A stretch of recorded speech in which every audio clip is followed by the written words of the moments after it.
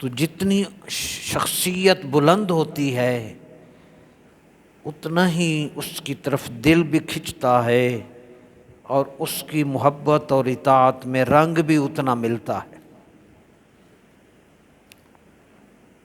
حضور نبی کریم علیہ الصلاۃ والسلام کی شخصیت اور آپ کا مقام و مرتبہ قرآن شریف میں بھی موجود ہے اس بارے میں، جیسا کہ آیت مبارکہ سورہ اعراف کی پڑھی، قل یا ایھا الناس، اے حبیب آپ فرما دیں اے لوگو، انی رسول اللہ الیکم جمیعا، میں تمام تم سب کی طرف میں اللہ کا رسول بن کر آیا۔ تو اسی چیز کو حضور علیہ السلام کی یہ حدیث پاک متفق علیہ حدیث مشکات میں موجود ہے۔ حضور نبی علیہ السلام نے خود ارشاد فرمایا، مجھے 5 نعمتیں، اوتیت خمسن، مجھے 5 نعمتیں وہ دی گئی ہیں جو مجھ سے پہلے کسی کو نہ دی گئی۔ 5، یہ تو 5 کا جزوی ذکر ہے، باقی تفصیل بہت زیادہ ہے۔ ان میں حضور علیہ السلام نے ارشاد فرمایا، نصرت بالرعب، پہلی،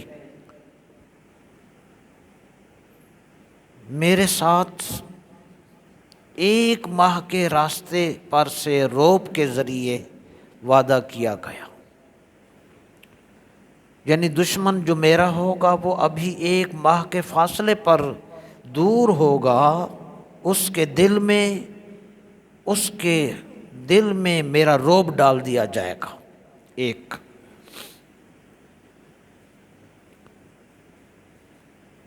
دوسرا فرمایا، جعلت لی الارض مسجدا وطہورا، میری خاطر ساری زمین کو مسجد بنا دیا گیا اور اس زمین کو ذریعہ طہارت بنا دیا گیا۔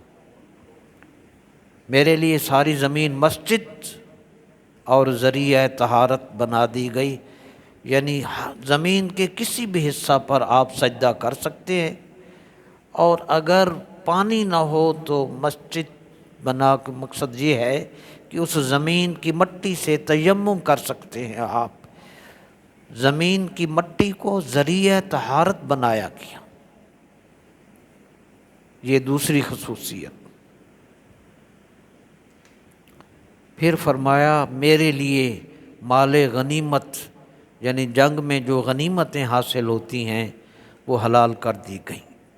میں نے اس کی مرآت المناجی میں حضرت قبلہ مفتی صاحب علیہ رحمہ کی یہ کتاب پڑھی ہے، اس حدیث میں شرح۔ تو پہلے دور، پہلی امتوں میں بھی جہاد ہوتا تھا،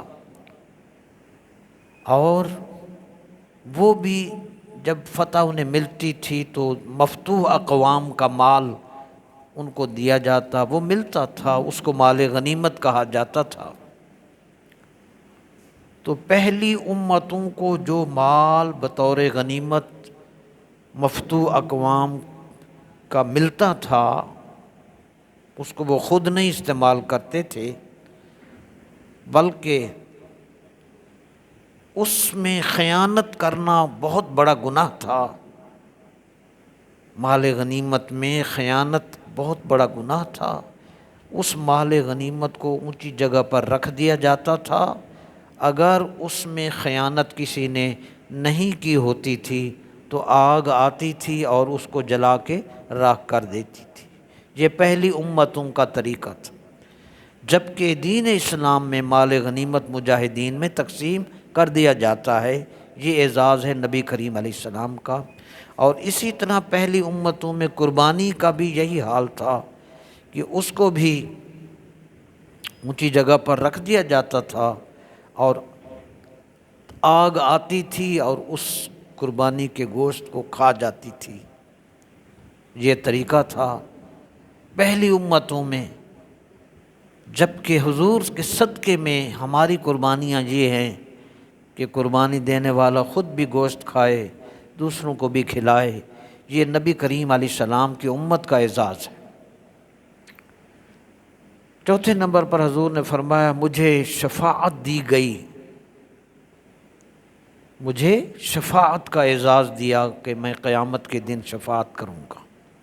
اور آخر میں فرمایا ہر نبی خاص اپنی قوم کی طرف بھیجا گیا، جتنے بھی انبیاء آئے وہ اپنی اپنی قوموں کی طرف مخصوص تھے، انہی کے لیے ہدایت کا ذریعہ بن کر وہ آئے، تو وہ اپنی خاص قوم کی طرف بھیجے جاتے تھے، اور میں سارے انسانوں کی طرف۔ اور دوسری حدیث میں ہے ارسلت الی الخلق کافہ، اللہ نے مجھے ساری مخلوق کے لیے رسول بنا کر بھیجا ہے۔ یہ مقام مصطفیٰ ہے اور نبی کریم علیہ السلام کی شان ہے، مقام مصطفیٰ۔ گفتگو کا پہلا حصہ ہم عرض کر رہے ہیں، یہ مشکوٰۃ شریف میں اور بخاری شریف میں یہ حدیث پاک موجود تھی۔ اب حضرت شیخ عبدالحق محدث دہلوی رحمۃ اللہ علیہ، جن کی ولادت 958 ہجری کو، یعنی آج سے 4 صدیاں پہلے ہوئی، حضرت شیخ نے مدارج النبوت جو کہ 1888 صفحات پر مشتمل ہے 2 جلدوں میں، حضرت شیخ نے مدارج النبوت کی پہلی جلد میں ایک چیپٹر قائم کیا ہے جس میں نبی کریم علیہ السلام کی خصوصیات کا تذکرہ فرمایا، خصائص نبوی بیان کی۔ لکھتے ہیں کہ رسول اللہ کی خوبیاں، کمالات اور خصائص حد اور شمار سے باہر ہیں، کوئی ان کا احاطہ نہیں کر سکتا، یہ انہی کا جملہ ہے۔ پھر جتنی علماء نے لکھی حضور کی خوبیاں، حضور کی خصوصیات کتابوں میں، 1000 برس میں ان سب پر نظر ڈالی اور ان کا احاطہ کیا، اور وہ لکھی کہ رسول اللہ صلی اللہ علیہ وسلم کی یہ خصوصیت، یہ خصوصیت، یہ خصوصیت۔ حضرت شیخ رحمۃ اللہ علیہ نے اس پر 50 صفحات لکھے۔ 50 صفحات میں نبی کریم علیہ السلام کے مشہور خصائص جو تحریر کیے وہ 150 سے زائد ہیں، 150 سے زیادہ تحریر کیے۔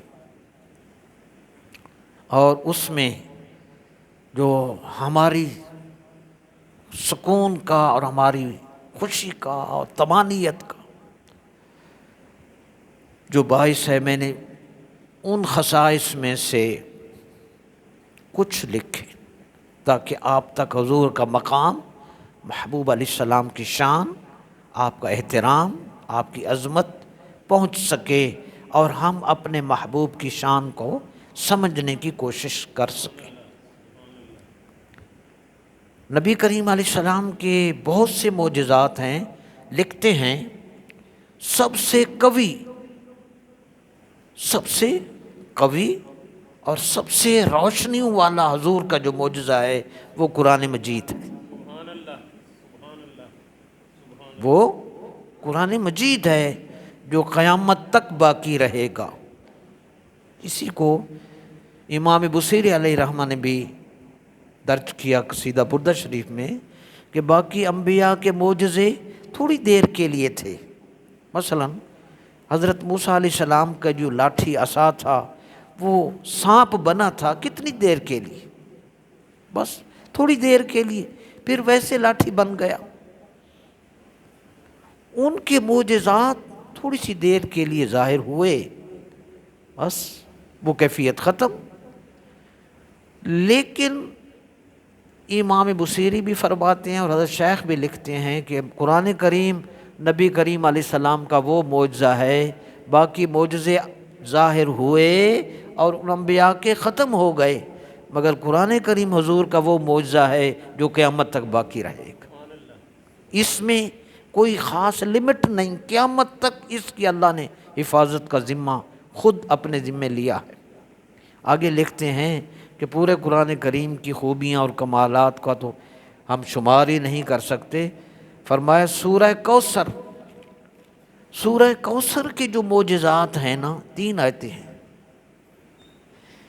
اس سورہ کوثر کے جو معجزات ہیں ان کو کوئی نہیں گن سکتا، ان کی ویژن کی رینج اتنی حضرت شیخ کی، فرمایا اس صورت کی جو کمالات ہیں، خوبیاں ہیں، صرف اس ایک صورت کے کمالات کوئی نہیں شمار کر سکتا، تو پورے قرآن کریم کی کمالات کا کون احاطہ کر سکتا؟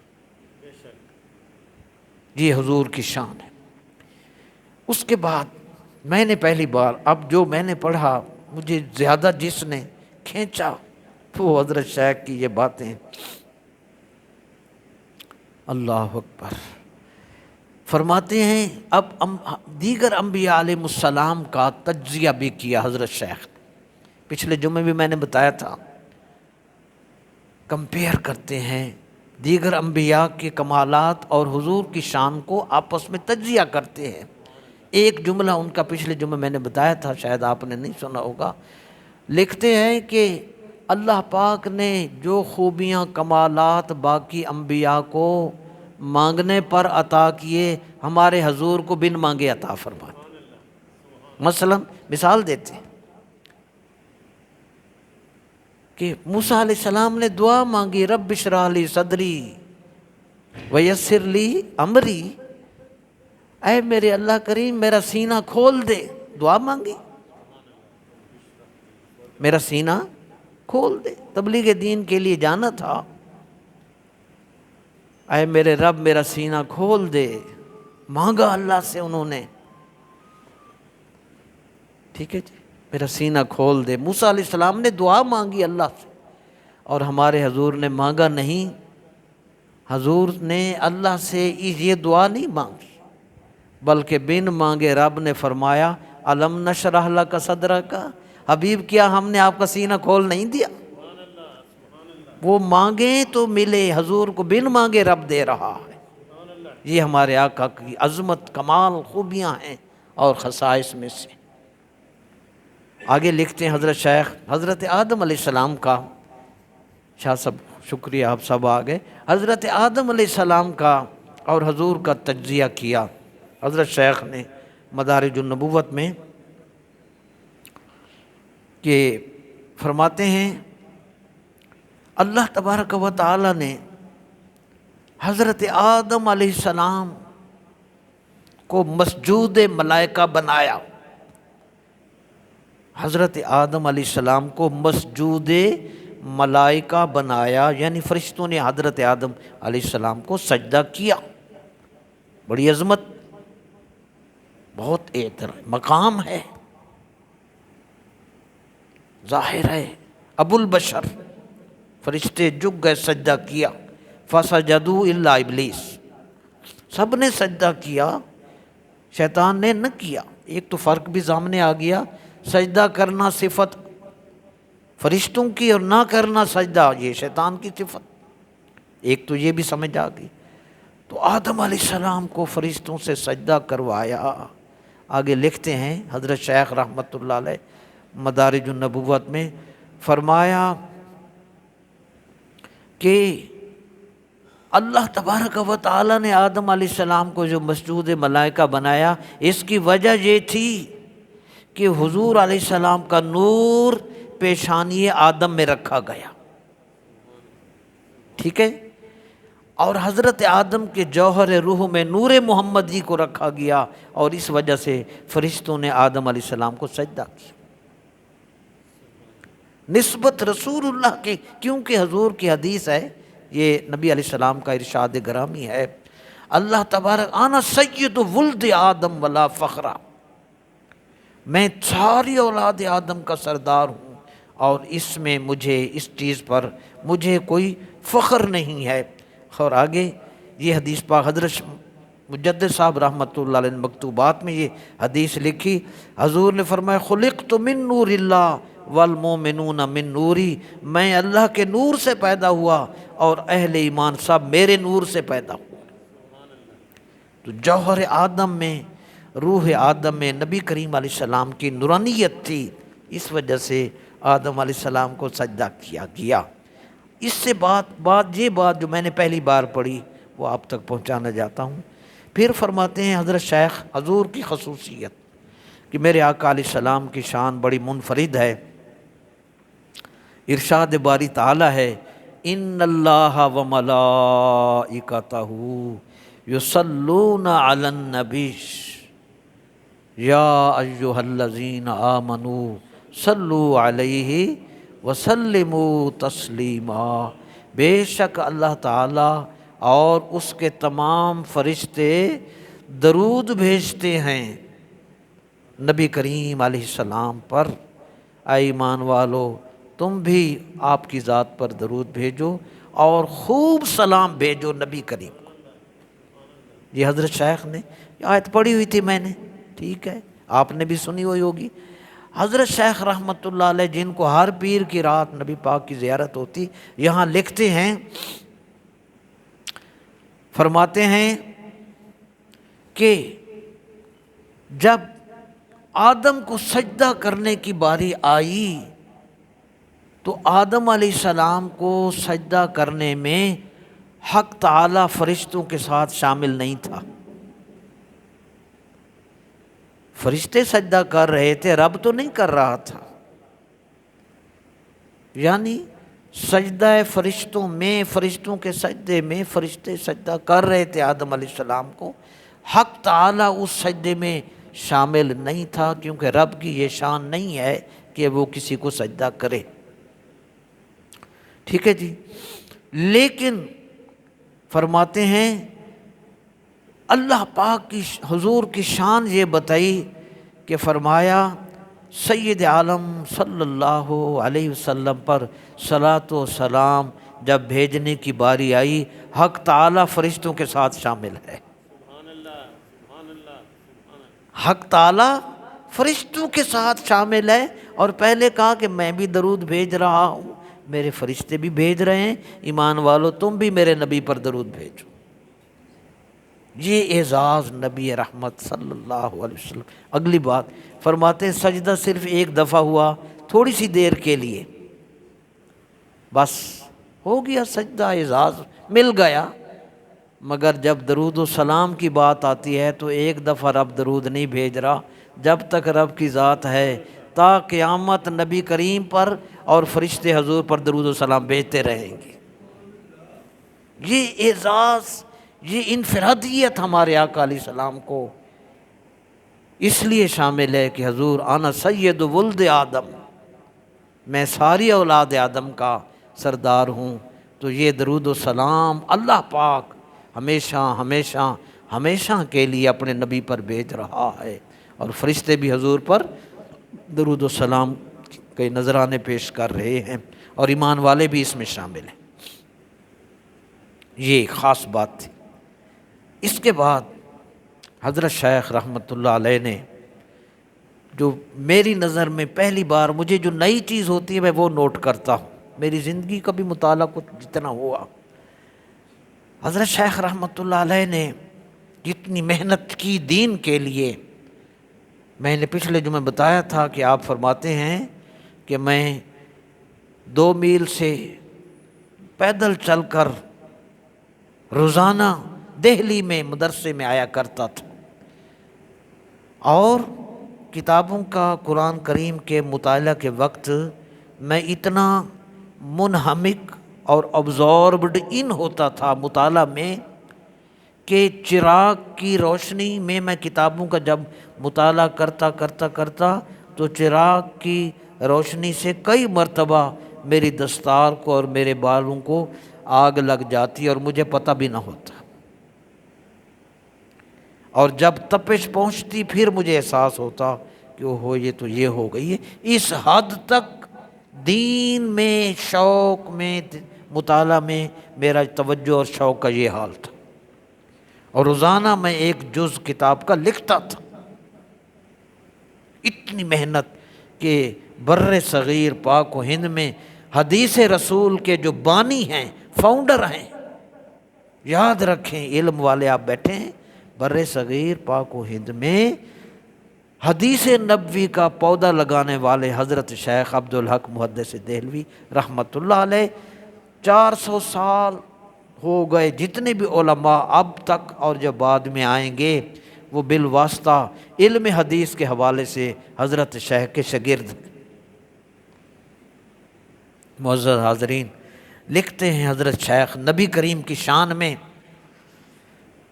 فرمایا کہ حضور کے خصائص میں سے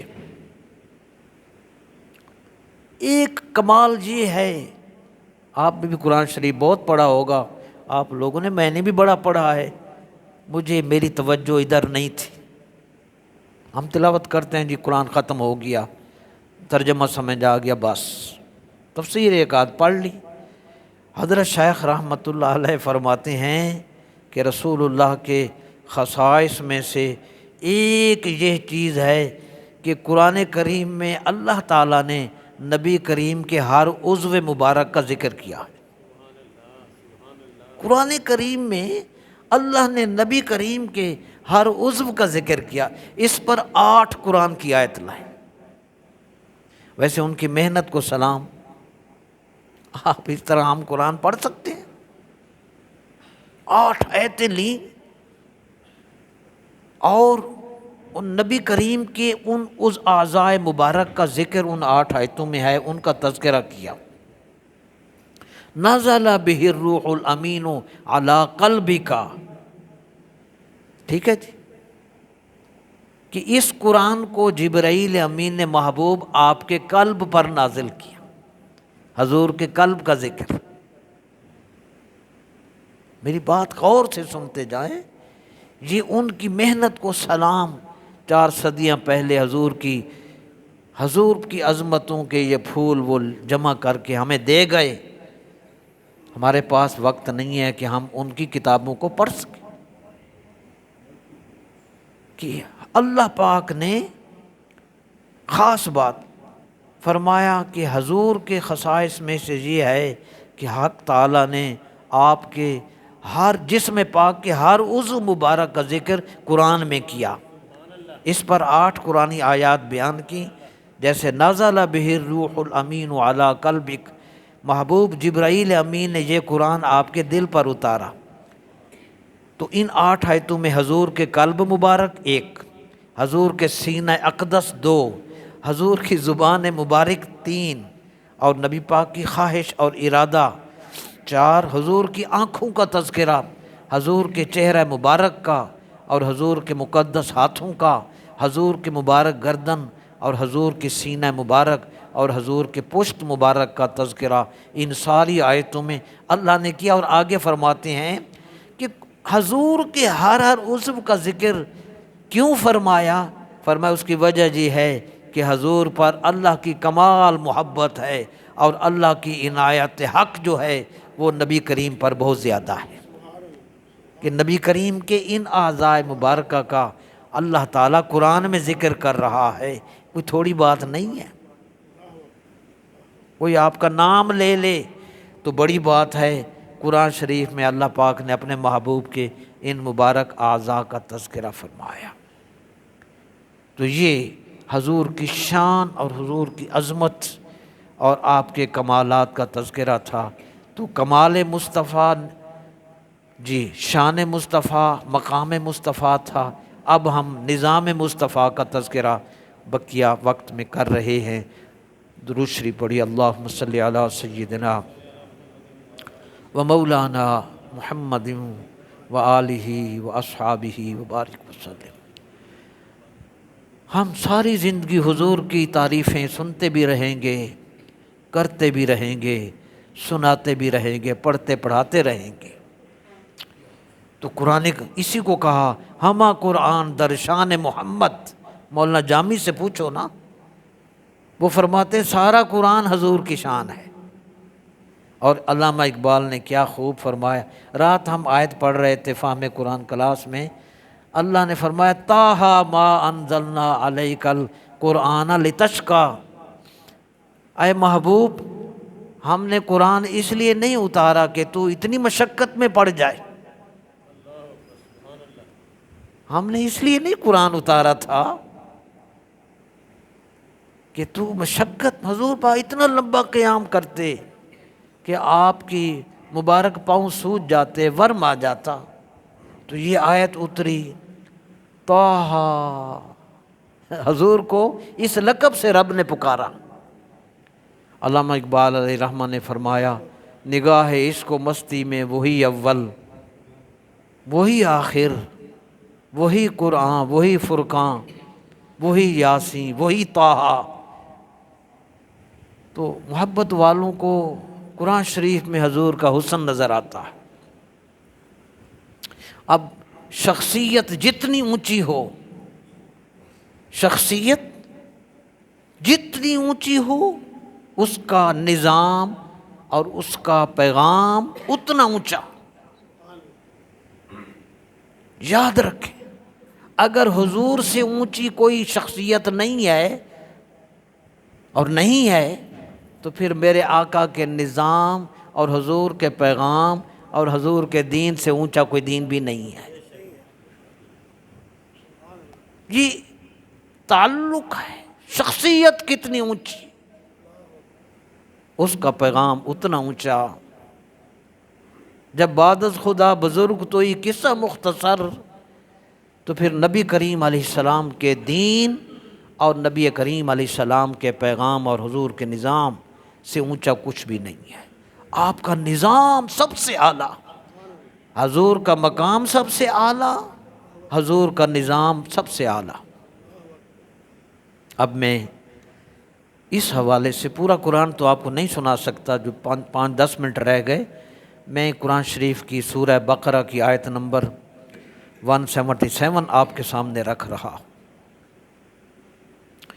اللہ رب العالمین نے اس کے اندر سارا خلاصہ دین کا بتا دیا۔ معزز حاضرین، اور وہ آیت مبارکہ شروع ہوتی ہے، لیس البر ان تولوا وجوہکم قبل المشرق والمغرب ولکن البر من آمن باللہ والیوم الآخر والملائکہ والکتاب والنبیین وآت المال علی حبہ ذوی القربى والیتامى والمساکین وابن السبیل والسائلین وفی الرقاب واقام الصلاۃ وآت الزکوٰۃ۔ تفصیلی آیت ہے۔ اللہ رب العالمین نے اس مبارک آیت میں حضور کے نظام کا سارا خلاصہ بتا دیا۔ کیوں یہ آیت اتری؟ میں نے کنز الایمان کا بھی مطالعہ کیا، ضیاء القرآن کا بھی مطالعہ کیا۔ اللہ کا بے حد کرم ہے، شکر ہے کہ وقت بھی ملتا ہے، شوق بھی ہے، تھوڑی سی ہمت بھی ہے، قدرت کی مدد اترتی ہے۔ یہ 3.5 صفحات الحمدللہ مکمل لکھے تاکہ میں ان ریفرنس کی روشنی میں آپ سے بات کروں۔ تو یہ آیت کیوں اتری؟ پورے دین کا نچوڑ اس آیت۔ اگر آپ پورا قرآن نہیں سمجھ سکتے، ٹائم نہیں ہے، یہ دوسرا سپارہ ہے، 6واں رکوع ہے، آیت نمبر 177 ہے، آپ اس کا ترجمہ پڑھ لیں، پورا دین اس میں ہے۔ اللہ پاک نے یہ آیت اتاری، اس کا پس منظر بھی تھا ہمارے لیے بہت بڑا سبق، بہت بڑا سبق۔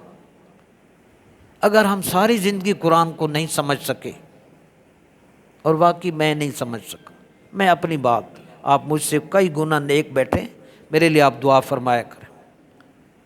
اگر میں ساری زندگی قرآن کو نہیں سمجھ سکا تو اس آیت کو سمجھ لیں، سب کچھ ان آیات میں، ان الفاظ میں موجود ہے۔ کنز الایمان میں یہ لکھا ہے جی، اسی آیت کی تفسیر میں، کہ یہودیوں نے بیت المقدس کے مشرقی حصہ کو، بیت المقدس کا جو مشرقی حصہ ہے، یہودیوں نے اس کو قبلہ بنا لیا۔ ٹھیک ہے جی۔ عیسائیوں نے بیت المقدس کے مغربی حصہ کو اپنا قبلہ بنایا۔ 2 قبلے، 2 قومیں آج بھی موجود۔ اب وہ اس کے قبلہ کے خلاف، وہ اس کے قبلہ کے خلاف۔ برادران معزز حاضرین، ڈیٹیل میں نہیں جاتا، صرف اتنا عرض کرتا ہوں کہ بس سارا زور میں ادھر منہ کر کے نماز، میں ادھر منہ کر کے نماز، اس پر یہ 2 قومیں آپس میں اپنا تفوق اور اپنی سپریورٹی اور اپنا تفاخر اور اپنی برتری کا معیار اسی کو سمجھ رکھا تھا، میرا وہ قبلہ ہے، تو کہیں میرا وہ قبلہ ہے۔ اس بے نیاز نے جب قرآن اتارا، اس چیز کی جڑ کاٹ کے رکھ دی، فرمایا لیس البر ان تولوا وجوہکم قبل المشرق والمغرب، نیکی صرف یہ نہیں ہے، تم نے ساری نیکی اسی میں بند کر رکھی ہے۔ نیکی بس یہی نہیں ہے کہ نماز میں تم پھیر لو اپنے رخ مشرق کی طرف اور مغرب کی طرف، یہ کوئی بڑا کام نہیں ہے۔ وَلَٰكِنَّ الْبِرَّ، اب سوال یہ تھا کہ وہ تو چلو نیکی نہیں ہے مالک، تو نیکی ہے کیا؟ اس کا خلاصہ یہ ہے کہ جب تک دل میں ایمان نہ ہو کوئی عبادت قبول نہیں، جب تک عقائد، جب تک ایمان دل میں نہ ہو نیکیاں قبول نہیں ہیں۔ سنیں اللہ نے اسی کو بیان کیا۔ نیکی کیا ہے؟ فرمایا وَلَٰكِنَّ الْبِرَّ مَنْ آمَنَ بِاللَّهِ، فرمایا نیکی کا کمال یہ ہے کہ کوئی شخص ایمان لائے اللہ پر، والیوم الآخر، قیامت پر، فرشتوں پر، کتاب پر، والنبیون، سب نبیوں پر، عقائد۔ اگر عقائد درست، کام ٹھیک۔ یہ قرآن کا نچوڑ، یہ ایک ہی آیت کافی۔ بس آپ کہیں جی میں تو مانتا ہوں اللہ کو، میں تو نبی کو مانتا ہوں، فرشتوں کو مانتا ہوں، کتاب کو مانتا ہوں، میں تو بس، نا یہ بات نہیں ہے۔ اللہ نے آگے فرمایا وَآتَ الْمَالَ عَلَىٰ حُبِّهِ، رولا سارا پیسے کا ہے، دل میں لالچ انسان کو برباد، اور اسی لیے قرآن میں اللہ نے فرمایا وَمَن يُوقَ شُحَّ نَفْسِهِ فَأُولَٰئِكَ هُمُ الْمُفْلِحُونَ، سورہ حشر۔ جس کو اس لالچ سے بچا لیا گیا وہ فلاح پا گئے۔ یہ لالچ، ساری زندگی آپ سجدے بہت میں نے بھی کیے، مگر دل لالچ سے پاک نہیں ہوتا۔ فرمایا جس کو اس لالچ سے بچا لیا گیا فَأُولَٰئِكَ هُمُ الْمُفْلِحُونَ، وہ فلاح پا گئے۔ اللہ نے اس کا یہاں ذکر کیا، عقائد آ گئے، آگے سنیں وَآتَ الْمَالَ عَلَىٰ حُبِّهِ، دوسرا اہم کام دین کا یہ ہے میلاد پاک کے حوالے سے پیغام مصطفیٰ، وہ تھا مقام مصطفیٰ، یہ ہے نظام مصطفیٰ صلی اللہ علیہ وسلم۔ وَآتَ الْمَالَ عَلَىٰ حُبِّهِ، اور کامل نیکی یہ ہے کہ مسلمان اللہ کی محبت کی وجہ سے اپنا مال عطا کرے، دے دے اپنا مال، کس کو؟ رشتہ داروں کو، ایک، یتیموں کو، وَآتَ الْمَالَ عَلَىٰ حُبِّهِ ذَوِي الْقُرْبَىٰ، رشتہ داروں کو، والیتامیٰ، یتیموں کو، والمساکین، مسکینوں کو، وابن السبیل، مسافروں کو، والسائلین، جو صحیح حقدار ہے، مانگنے والوں کو مال دے دے۔ نمازیں ہو گئیں، ایمان عقائد درست ہو گئے، اب اپنا یہ پیسہ ہے حقدار کو دے دے۔ ہم ساری زندگی سجدے، میں آپ سے بہت برا ہوں، میں نے پہلے بھی کہا ناراض نہیں ہونا، مگر ہمارے دل صاف نہیں۔ مسجد میں میرا کردار اور، دفتر میں میرا کردار اور، دکان میں میرا کردار اور، رشتہ داروں میں میری سوچ اور۔ جس رب کو ہم سجدہ کر رہے ہیں وہ فرما رہا ہے کہ اپنا مال اللہ کی محبت میں حقداروں کو دے دو، اور غلام آزاد کرنے میں مال خرچ کرے۔ پھر فرمایا وَأَقَامَ الصَّلَاةَ، ہاں اب صحیح ادا کر نماز، معاملات اپنے لائن صاف کر کے، معاملات لین دین کلیئر کر کے آؤ، پہلے نہیں نماز کا ذکر، پہلے عقائد کا ذکر، پھر معاملات کا ذکر۔ اس میں ہمیں یہ بتایا کہ سجدہ اپنی جگہ پر اہم ہے، پہلے اپنی ڈیلنگز، اپنے لین دین، اپنے حقوق العباد، اپنے معاملات کو درست کرو، پھر فرمایا واقام الصلاۃ۔ ہماری لڑائی ساری، میں ساریاں پڑھدا پنج، اچھا کرتے ہو یار، تے باقی کام کون کرے گا؟ اس لیے قیامت والے دن پیسے کے بارے میں پوچھا جائے گا، یہ مال آیا کہاں سے تھا اور خرچ کہاں کیا تھا؟ حضور نے فرمایا کوئی بھی آدمی اپنی جگہ سے قدم ادھر ادھر نہیں رکھ سکے گا جب تک یہ سوال کا جواب نہ دے۔ پھر فرمایا ہاں، پھر اقام الصلاۃ، نماز قائم کرے صحیح اور زکوٰۃ ادا کرے، والموفون بعہدہم اذا عاہدوا، اور اگر کسی سے وعدہ کیا آپ نے اس کو پورا کرنے والے ہیں، اذا عاہدوا، جب کسی سے پرومس کیا، والصابرین، میں بھی آپ کی دعاؤں کا طلبگار ہوں، والصابرین، اور وہ بندے کمال نیک ہیں جو صبر کرنے والے ہیں، فی البأسا، مصیبت میں، والضراء، سختی میں، وحین البأس، اور جہاد کے وقت۔ یہ کوالٹیز پورے 30 سپاروں کی آپ سمجھ لیں، یہ قرآن ہے۔ پھر فرمایا اولئک الذین صدقوا، یہی لوگ ہیں جو سچے لوگ ہیں، واولئک هم المتقون، اور یہی لوگ حقیقی پرہیزگار ہیں، اللہ کے مقرب بندے۔ سارا دین آ گیا، سارا خلاصہ آ گیا، آخری حدیث۔ اس لیے انسان کا احترام اپنے دل میں پیدا کریں، کسی کی غربت کو نہ دیکھیں، کسی کے چھوٹے سکیل کو نہ دیکھیں، کسی اور جہت کو نہ دیکھیں، یہ دیکھیں گے یہ اللہ کا بندہ ہے، رسول اللہ کا امتی ہے، بس انسانی احترام۔ میں نے یہ آج اپنے استاد محترم مفتی محمد خان قادری سب کہو رحمت اللہ علیہ، یہ میرے سب استادوں بزرگوں کو ایک اللہ درجے بلند کرے، جنہوں نے ہزاروں صفحات ہمیں دے گئے اور خود دنیا سے چلے گئے، اللہ ان کے درجے بلند کرے۔ استاد محترم مفتی محمد خان قادری رحمت اللہ علیہ نے اپنی ان کی کتاب ہے حضور علیہ السلام نے حج کیسے ادا فرمایا، اس میں صفحہ نمبر 87 پر انہوں نے یہ رسول اللہ کی حدیث لکھی، آج حج اور عمرے کا بڑا شوق ہونا چاہیے، مگر اس کے ساتھ ساتھ حقوق العباد ضروری ہیں۔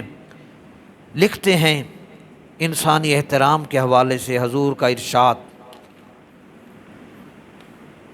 پہلے فرماتے ہیں کہ اللہ تعالیٰ نے دن رات میں کعبہ شریف پر روزانہ، ابھی ہم نماز پڑھیں گے منہ قبلہ کی طرف، یہ حدیث درج کی، اللہ تعالیٰ دن رات میں کعبہ شریف پر 120 رحمتیں نازل فرماتا ہے، ان میں 60 رحمتیں ان لوگوں کے لیے جو طواف کر رہے ہوتے ہیں، اور 40 رحمتیں ان لوگوں پر جو قبلے کی طرف منہ کر کے نماز پڑھتے ہیں، اور 20 رحمتیں ان لوگوں پر روزانہ اترتی ہیں، 20 للناظرین، جو صرف خانہ کعبہ کو دیکھتے رہتے ہیں، 20 رحمتیں ان پر اترتی ہیں،